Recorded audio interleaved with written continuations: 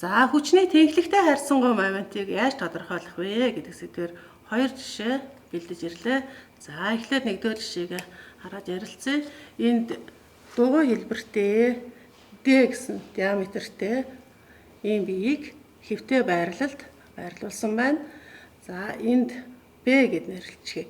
B цэгээс утсаар татаад бэхэлчихсэн байна. За тэгвэл бид нар энэ утасны таталтын хүч буюу Т хүчний X тэнхлэгтэй харьцангуй моментыг тодорхойлох ёстой байна. Утас нь өөрөө хэвтэй Y тэнхлэгээс 30 градусаар налсан. Энэ тохиолдолд байна. За тэгэхээр утасны таталтын хүч буюу энэ Т хүч бол утасныхаа дагуу чиглэн. За би энэ дээр тэмдэглэчихье. Т хүчний X тэнхлэгтэй харьцангуй моментыг тодорхойлох бодлого юм байна.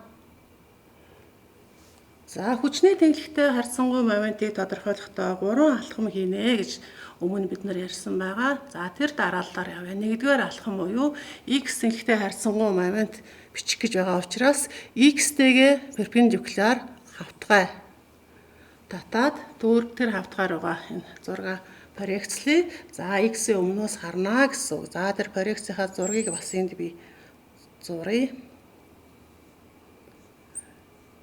За Y, Z тэнхлэгүүд энд харагдаж байна. За эндээс нааша O, X тэнхлэг зургийн хавтгаад перпендикулаар дүрслэгдэнэ. За D гэсэн диаметртай дугуй маань ийм харагдах юм байна. За энэ хэмжээ нь D.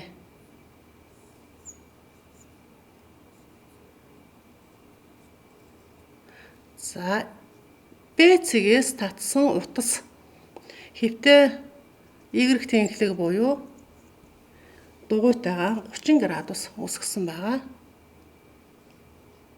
Энэ утасны дагуу Т хүч чиглэж байгаа.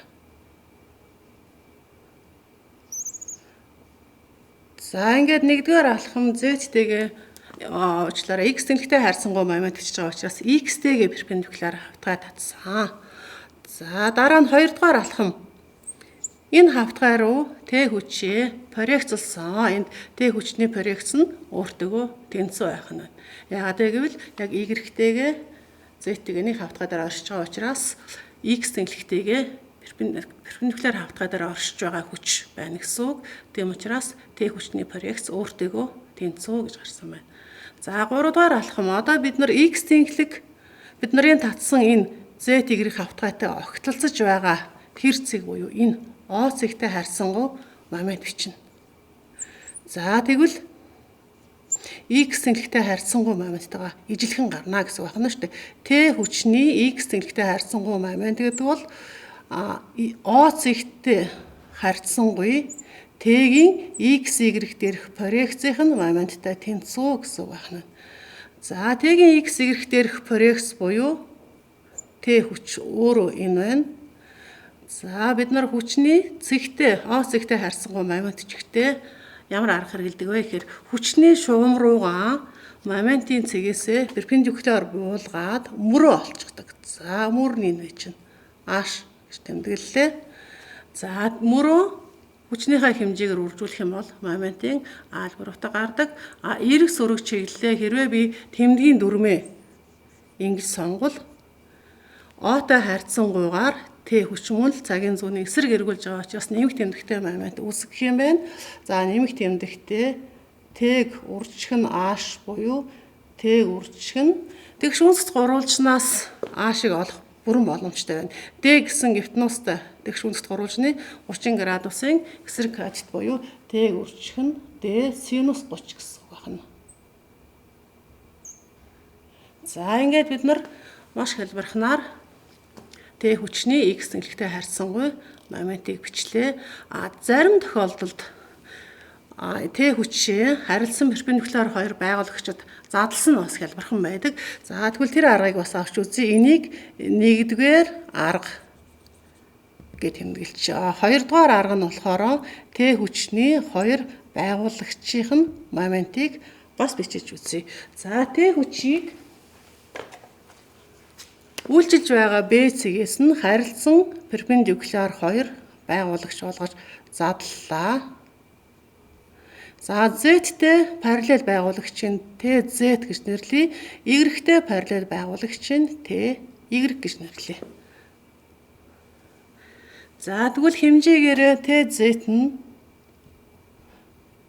T синус 30 байх нь 30 градусын эсрэг каттай тэнцүү. TY нь T косинус 30 байх нь 6-аас харуул дэгш өнцөгт оруулжны 30 градусын өнцөг налсан каттай байгаа. За ингээд энэ хоёр байгуулагчийн хоёулангийнх нь моментыг бичээд нэмье.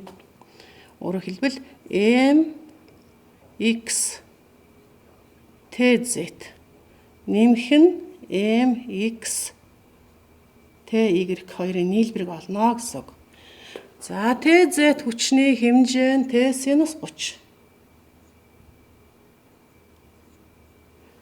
За мөрн TZ хүчин байна. Хүчний шугам босоо. Энэ хүчний шугам руу O буюу X тэнхлэг буюу OC-гээс перпендикуляр болох юм бол D-тэй тэнцүү байх нь.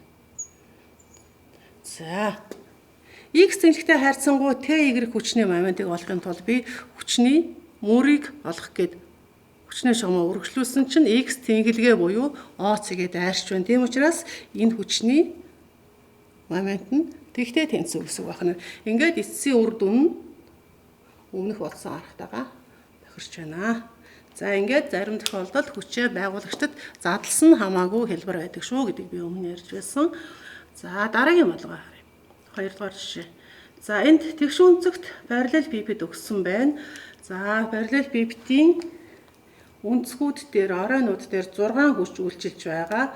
За энд зайнуудыг талуудыг А, Б, С гэж өгсөн байгаа. За тэгвэл энд үйлчилж байгаа 6 хүчний X тэнхлэгтэй харьцангуй моментуудын нийлбэрийг бичнэ. За одоо бид нар энэ алхмыг өөртөө санаандаа төсөөлөөд зурхгүйгээр хийх гэж үзье. Өөрөөр хэлбэл нүүрний хавтгай дээр буюу Z Y хавтгай дээр зураг баригдсан гэсэн. За тэгвэл ямар хүчнүүдийн парикс гарахгүй вэ? X тэнхлэгтэй параллел F1 F3 гэсэн хоёр хүч парикслагдахгүй.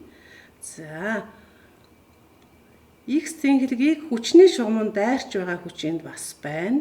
F2 хүчний шугам X-ийг дайрна, F6 хүчний шугам X-ийг дайрна. Тэгэхээр энэ хоёр хүчний момент бас үүсэхгүй. Эцэст нь юу үлдсэн бэ? F4 хүчний момент бичигдэх юм байна. F5 хүчний момент бичигдэх юм байна. За үлдсэн 4 хүчний момент нь энд тэгтэй тэнцүү X тэнхлэгтэй харьцангуй моментыг үүсгэхгүй гэсэн үг. За F4 хүчний момент X тэнхлэгтэй харьцангуйгаар F4 хүч X тэнхлэгийг тойруулаад энэ тэгш өнцөгт параллел пипедийг цагийн зүүдийн эсрэг эргүүлж байгаа учраас би нэмэх тэмдэгтэй гэж сонгоё. F4-ийг урьдчилан мөрн B. За F5 X тэнхлэгийг тойруулаад параллел пипедийг цагийн зүүний дагуу эргүүлэх учраас хасах тэмдэгтэй момент үүсгэж байна. За хэмжээ нь F5-ыг урьдчилан мөрн C байх нь. За тэгэхээр энийг дахиад зураг дээр харуулъя. Дөрөв бид нар санаандаа төсөөлсөн зураг маань яг ямар хэлбэртэйгээр буух вэ? За Z босоо тэнхлэг Y хэвтээ. За OX тэнхлэг зургийн хавтгайд перпендикуляраар наашаа байна. Тэгш өнцөгт параллел пипедийн проекцэн ийм тэгш өнцөгт хэлбэртэйгээр гарна. За одоо хүчнүүдээ проекцтэй өөрөөр хэлбэл нэгдүгээр алхмаа хийчлээ, хоёрдугаар алхмыг хийх гэж байна. За F1 хүч, F3 хүч. F1 энд үйлчилж байгаа, F3 энд үйлчилж байгаа. Аль нь энэ хавтгай дээр проекц гарахгүй. F2 хүчний проекц энд байна. F2. За F4 хүчний проекц энд байна. F5 хүч энд байгаа. F6 хүч Y тэнхлэгийн дагуу энд проекц нь гарч ирж байна. За ингээд Проекцлогдох хүчнүүдийг проекцлжглаа. 3 дугаар алхам энэ 3 дугаар алхам буюу бид нар энэ x тэнхлэг нүрийн хавтгаатай охилцож байгаа. Энэ O цэгтэй харьцангуй моментыг биччих юм бол тэр чинь энэ x тэнхлэгтэй харьцангуй моменттайгаа ижилхэн гэсэн үг. За тэгэхээр эндээс бас дахиад юу хасагдаж байна? F2 хүч F6 хүчний шугам нь x тэнхлэг буюу O цэгээ дайрч байгаа учраас хасагдаж байна. За одоо F4 хүчний момент бичиж F4 хүчний шугамыг өргөжлүүллээ. Энэ явж байна. Энэ шугам руу O-гоос буюу x тэнхлэгээс перпендикуляр буулгах юм бол энэ хоорондох зай чинь манайд A гэж өгсөн байхаа B гэж өгсөн юм байна. B. За F4-ийг үржих нь B гэсэн момент. За энд байж чинь x-ийг тойруулаад цагийн зүүнний эсрэг эргүүлэх учраас нэмэх тэмдэгтэй байна.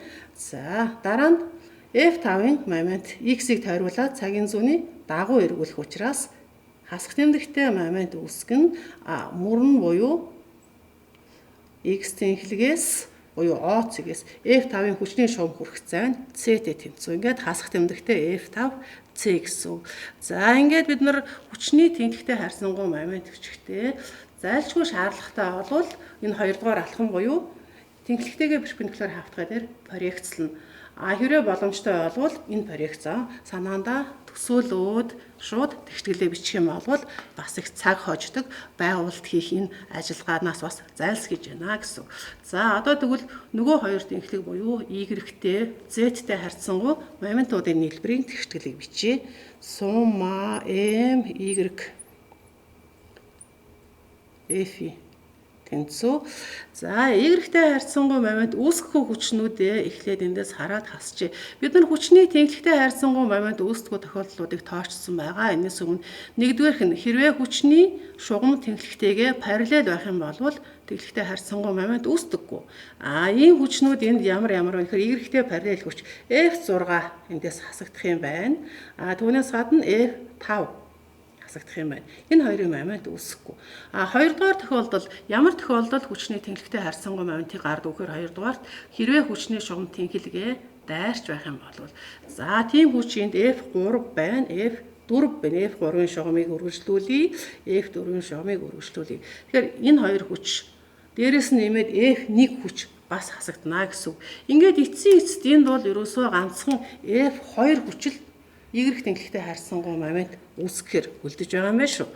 За ингээд Y тэнхлэгээс мөрөн ямар вэ гэдгийг олохын тулд Y-гээс F2-ын хүчний шугам руу перпендикуляр буулгахаар энэ параллел бибитийн энэ тал буюу A-тай тэнцүү байх нь байна. За Y одоо нэмэх хасах чиглэлээ харъя гэвэл би Y-ийн өмнөөс буюу энэ талаас хараад хажуугийн хавтгаар руу проекцлоо гэж бодъё. За тэгвэл F2 хүч Y-ийг тойруулаад цагийн зүүнний эсрэгээр эргүүлэх учраас нэмэх тэмдэгтэй момент үүсгэн модуль нь F2-ыг үржих нь A зай. За ингээд энэ 6 хүчнээс ганцхан F2 гэдэг хүчил Y тэнхлэгтэй харьцангуй момент үүсгэхээр харагдаж байна. За ингээд хамгийн эцэст нь Z тэнхлэгтэй харьцангуй энд байгаа хүчнүүдийн моментуудын нийлбэрийн тэгтгэл бичье. За дээрэс нь харж проекцлно гэсэн байх нь тийм үү? Эхний алхам буюу Z тэнхлэгтэй перпендикуляр хавтгай татна гэдэг чинь хэвтэй хавтгай татна гэсэн. За дараа нь хэвтэй хавтгай дээр хүчнүүдээ проекцлъя. Санаандаа төсөөлөд яваад байх нь шүү дээ. За тэгвэл проекцлогдохгүй хүчнүүд гэх юм бол F4 хүч, F2 хүч. Энэ хоёр хоёулаа Z-тэйгээ параллел учраас проекц гарахгүй байх нь. За тэгэхээр юу гэсэн үг? Энэ хоёр хүчний момент энд бичигдэхгүй. Момент нь тэгтээ тэнцүү гэсэн байх нь шүү дээ.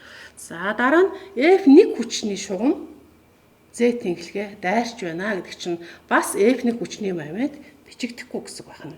За ингээд F1 2 4 хасагдлаа. Z тэнхлэгтэй харьцангуй момент бичигдэх хүчнүүдийг доогуур нь зураад тэмдэглэжээ. F5-ын момент бичигдэнэ, F3-ын момент бичигдэнэ, F6-гийн момент бичигдэх юм байна. За F3-аас эхлэе. Дээрэс нь харлаа. F3-ын хүчний шугам руу буулгасан перпендикуларын урт гэдэг бол ерөөсөө энэ B зайтайгаа тэнцүү байх нь шүү дээ. За тэгээд F3-ыг үржих нь B гэсэн момент үүснэ. Тэмдэг нь цагийн зүүнний дагуу эргүүлэх учраас хасах тэмдэгтэй момент байна. Дараагийн хүч чинь F5 байгаа тийм. F5-ын момент нэмэх тэмдэгтэй юм байна. Z-тэй харьцангуйгаар цагийн зүүнний эсрэгээр энэ тэгш өнцгт параллелепипедийг эргүүлэх юм байна. Мөрөн Z-ээс нааша F5-ын хүчний шугам энэ ирмэгийн дагуу явж байгаа. Энэ хүртэлх зайн А. F5-ыг үржих нь А гэсэн байх нь.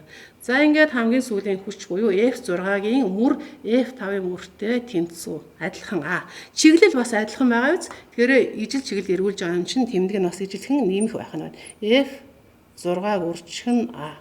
За ингээд бид нар координатын 3 тэнхлэгтэй харьцангуй энд үйлчилж байгаа бүх хүчнүүдийн моментуудын нийлбэрийн тэгштэл бичлээ. Статикийн тэнцвэрийн нөхцлөөр бодлого бодоход ялангуяа энэ моментуудын нийлбэр бичих шаардлага их гарч ирдэг. За ингээд эцэст нь нэмж хэлэхэд бид нар хүчний тэнхлэгтэй харьцангуй моментыг бол огторгын бодлого дээр бичих шаардлага гарнаа. Харин зэгтэй харьцангуй моментыг хавтгайн бодлого дээр бичдэг байгаа.